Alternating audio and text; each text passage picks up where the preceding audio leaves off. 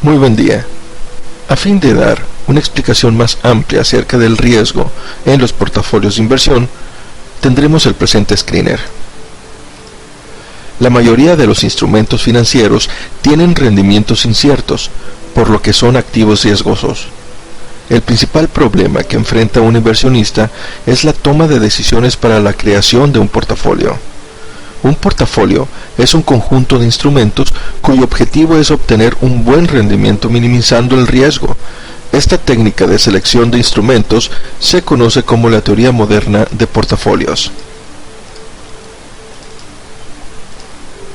El problema de la selección de portafolios es obtener un portafolio óptimo entre un universo de posibles alternativas. Este portafolio deberá solucionar las necesidades de los inversionistas en cuanto al riesgo y el tiempo, por lo que el administrador del portafolio deberá maximizar el rendimiento dado el riesgo asumido. Una solución a este problema la propuso Harry M. Markowitz de 1952, cuando publicó un artículo el cual es considerado como el origen de la teoría moderna de portafolios.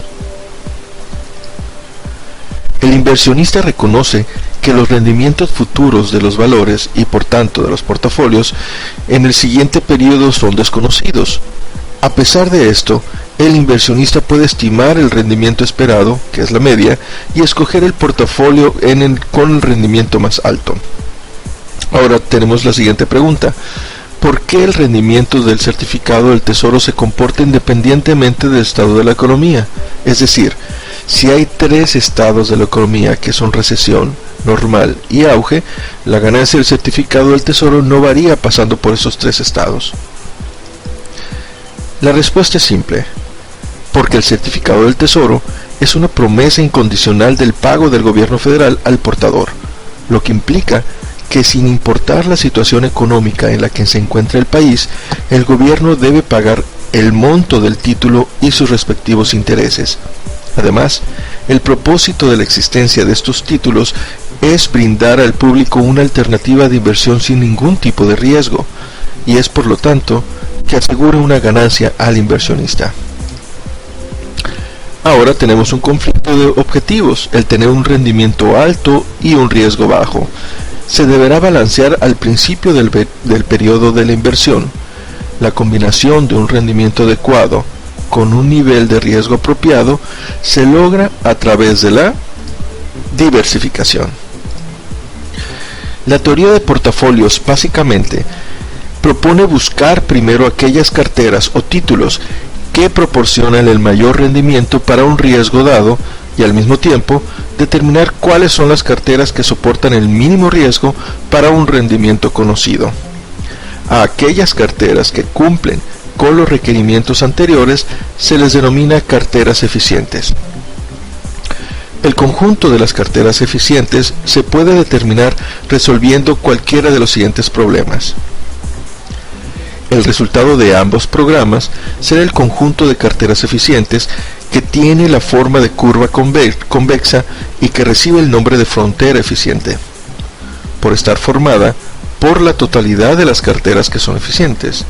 Dicho de otro modo, en la frontera eficiente están todas aquellas carteras que proporcionan el máximo rendimiento con un riesgo mínimo. El rendimiento esperado. Al no tener certidumbre sobre el valor final del portafolio, se deberá hacer una estimación de posibles valores futuros o un análisis de escenarios. La lista de estos posibles escenarios con ciertas probabilidades asociadas se conoce como distribución de probabilidad. Esta distribución de probabilidad nos permite obtener medidas tanto para el rendimiento esperado, que es la media estadística, como para el riesgo. La siguiente forma es la manera en cómo se puede estimar el rendimiento esperado, donde EP es el rendimiento esperado del portafolio, PI es la probabilidad del rendimiento esperado con el escenario I, y RPI es el rendimiento esperado con el escenario I. Tenemos el análisis del escenario que podemos analizar más adelante. Seguimos con la segunda parte del estudio para poder resolver el caso 1. El rendimiento esperado se puede estimar de la siguiente forma.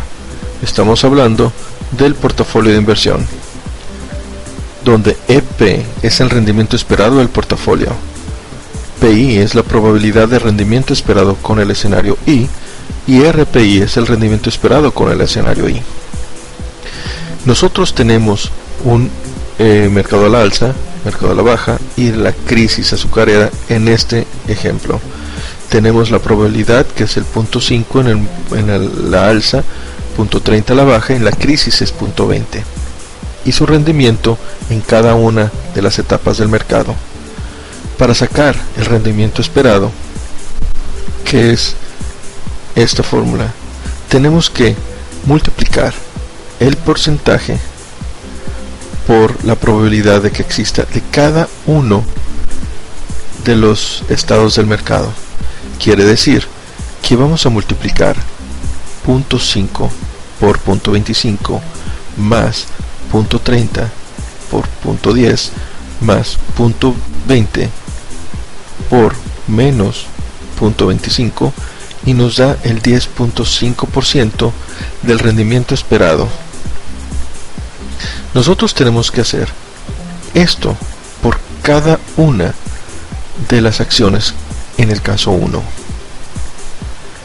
La medida del riesgo, esta variabilidad del rendimiento posible contra el rendimiento esperado, se conoce estadísticamente como la desviación estándar. Primero, se debe de calcular la varianza, que es el cuadrado de las diferencias de los valores estimados contra la media, cada uno de los multiplicados por la probabilidad asignada. La varianza se conoce como la desviación estándar al cuadrado, y es esta su fórmula. Finalmente, se obtiene la desviación estándar aplicando la raíz cuadrada de la varianza. Es así de sencillo. Nosotros tenemos en nuestro portafolio el riesgo del portafolio, que es en esta parte. También tenemos el riesgo diversificable y el riesgo de mercado. También vimos en la clase anterior que mientras más acciones sean, el riesgo diversificable disminuye. El riesgo total es la suma del riesgo diversificable con el riesgo de mercado. Por ejemplo, para calcular el riesgo de desviación estándar de la acción de la empresa de dulces DLC, se tendrá el siguiente planteamiento. Tenemos aquí cada uno multiplicado al cuadrado, elevado al cuadrado, se suman y se saca la raíz cuadrada. El resultado es el riesgo o desviación estándar. Nosotros tenemos que hacer esto por cada una de las acciones que tenemos en nuestro portafolio. Entonces, en este caso, la desviación estándar de la acción DLC es de 18.90%. Para saber más, aquí tenemos un link en donde ustedes pueden acceder a esta información y aprender más acerca de este tema.